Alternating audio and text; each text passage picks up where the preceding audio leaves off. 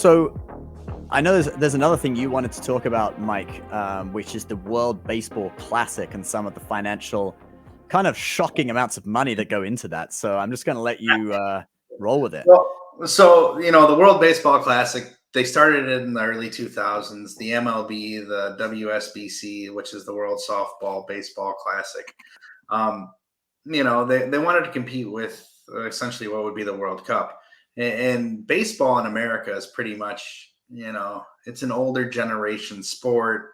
It's about as popular as hockey, but there's still millions, hundreds of millions, billions of dollars into the industry. And so this baseball classic ends up being, this recent one that just finished, Japan one, ends up being the most valuable actual baseball classic ever. The $100 million in revenue over the course of about 2 weeks was earned. Viewership for this was over 1 million people were watching it, and you got to think about 70 million people watched the championship game worldwide. Only 12.5 million people watched the World Series last year. So just one game, you had 70 million people actually watch. Now, there's some controversy because the fact that if you get injured in the World Baseball Classic and you have an MLB contract, like Martin or like Edwin did, or like Jose Altuve, Altuve's out for 2 months. His contract's worth $29 million. So wow. 2 months of his contract has now got to be paid by some MLB insurance. Basically, that's what happens is the insurance they buy for the World Baseball Classic then covers his expense through that club, the baseball team. But it's really interesting to think about the massive expanse. So they brought in $100 million. The most they're going to pay out for players and for teams is $14.4 million. That's the pool of money. The team that wins, they get $1 million. If you're Mike Trout, who's making 30 million plus a year, and your team wins, and you got to split $1 million with whatever, it's like 10 grand, right? Maybe 20 grand, maybe 30 grand, whatever. It's nothing even significant. I mean, not for him, that's for sure. So they're not doing this for the money.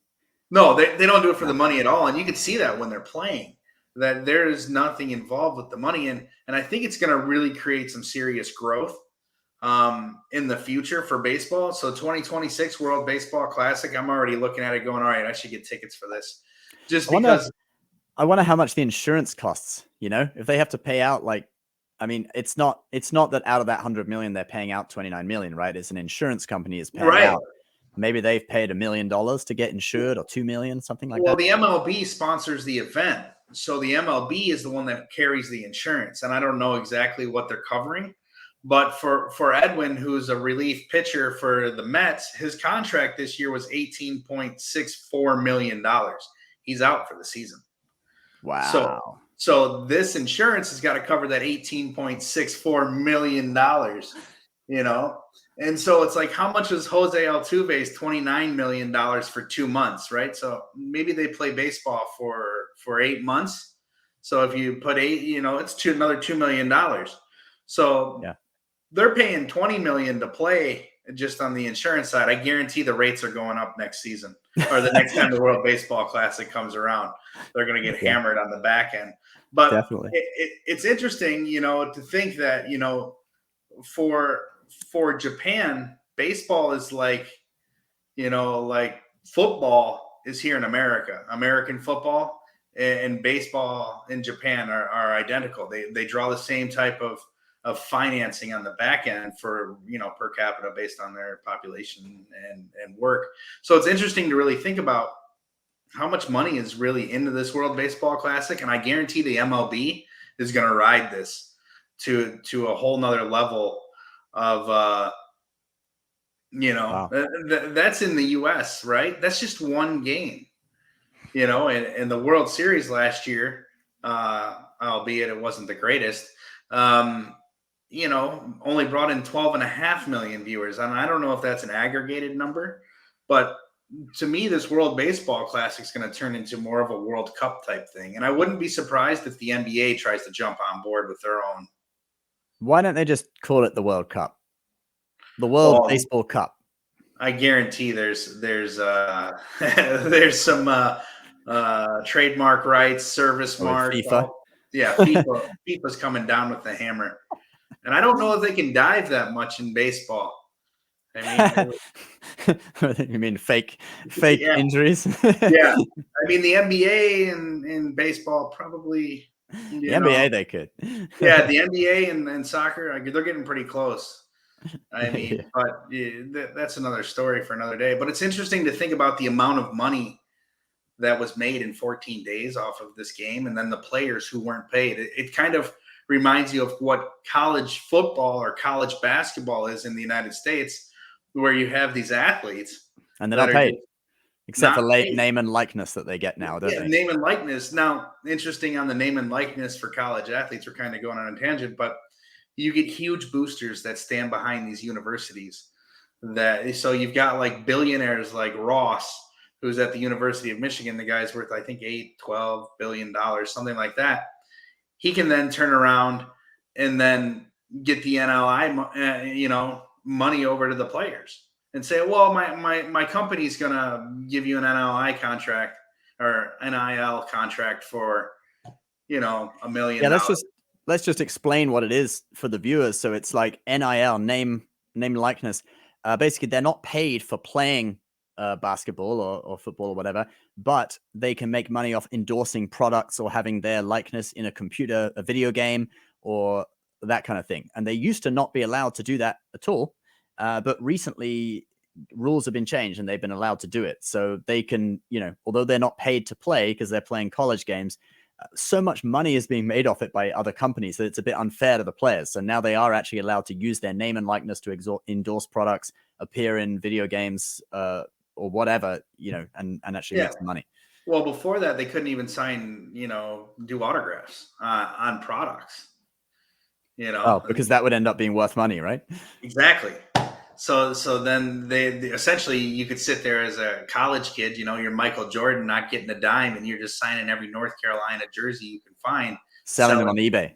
Oh, back then you just take them into the games and sell them as people were walking out, right? Yeah. There's no eBay in 1983, but the idea is that there's a lot of opportunity now for these players. But for MLB, are they going to start paying these athletes to play? For in the Classic. Yeah, right. The World Baseball Classic. Are they going to start paying these athletes and positioning them accordingly, just like the World Cup does? We'll see what really happens there. But it's interesting to think that there was such a massive growth in baseball. No one saw this coming. You have Mike Trout, who essentially is the best hitter in baseball right now, going against one of the best pitchers, Shohei Ohtani. I can't say his name. He's the baseball. Shohei Ohtani. Shohei Ohtani, yes. Dom comes in for the win. He strikes out Mike Trout with, Trout swings on 3 pitches. He's only done that 24 times in his whole career. So the guy's only swung at 3 pitches and struck out 24 times out of 6,174 bats. Wow. Yeah, so you're talking about something that's really rare, not to mention it's in a championship game. I don't really know what that means, Mike, but wow, yeah. Well, I don't really follow baseball. The chance of it happening is like less than 0.01%. Okay. And it happens in the championship game on one of the at-bats for these guys, so the concept of it being rare and valuable is astronomical. So wow. A lot of that helped to guide this World Baseball Classic, and I'm interested to see what really happens with the money at the end of 2026, what they're going to do when they do the World Baseball Classic again. Nice. Oh, so it's every 3 years? Well, it's supposed to be every 4 years, but the pandemic kind of threw it off. So they waited 6 years, and then they said we're going to do it in 26. So it's really supposed to be every 4. Again, they're trying to make the World Cup baseball. Yeah. Cool.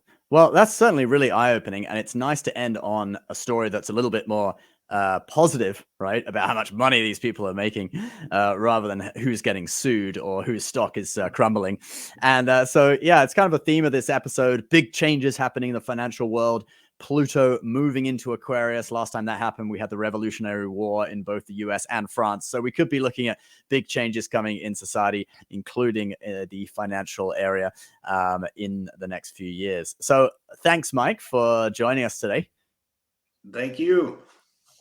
Awesome, guys. Please subscribe if you're new, whether you're listening to this or watching this on YouTube or any of the other podcast platforms. Also, we are available, our short clips are available on all of the other social medias, TikTok, Facebook, Instagram Reels, and obviously YouTube Shorts. So subscribe wherever you are a user of those particular social media platforms. Dirty Money Show is our handle on most of them. Thanks for joining us, Mike. And guys, we'll see you next time.